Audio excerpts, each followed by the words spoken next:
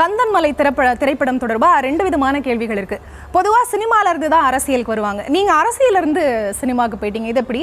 2வது கேள்வி என்ன அப்படின்னா, இந்த திரைப்படத்துல வந்து உங்களுக்கு கதாநாயகி இருக்கிறதா டைரக்டர் சொன்னப்ப நீங்க சொன்னீங்களா, ஐயோ கதாநாயகியா சும்மாவே ட்ரோல் பண்ணுவாங்க, அதெல்லாம் வேண்டாம் அப்படின்னு, தேவைப்பட்டா வச்சுக்கோங்க அப்படின்னு சொன்னீங்களா? அதுவும் நான் சொல்றவங்கள தான் ஹீரோயினா போடணும் அப்படின்னு சொன்னீங்களா? அந்த ஹீரோயின் வேற யாரும் இல்லை, உங்களோட மனைவி அப்படிங்கிறதையும் திரு வீரமுருகன் அவர்கள் சொல்லியிருந்தாங்க. இது எப்படி, மனைவி மேல அவ்வளோ பயமா இல்லை பாசம்னு எடுத்துக்கலாமா? இல்லை, இதில் வந்து ஹீரோயின் ரோல் ரொம்ப கம்மியானது. கோவிலில் வழிபாடு நடத்தும் பொழுது என் மனைவி கூட இருப்பது மாதிரியான படம்.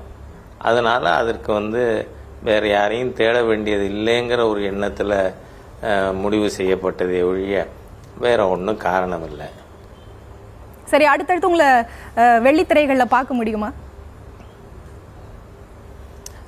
இது வந்து நண்பர் ஒருத்தர் கேட்டுக்கின்றாருங்கிறதுனால ஒப்புக்கொண்டிருக்கேன். அதனால் இது வந்து ஒரு கண்டினியூடு ப்ரொஃபஷனாக இருக்கும்னு நிச்சயமாக சொல்ல முடியாது.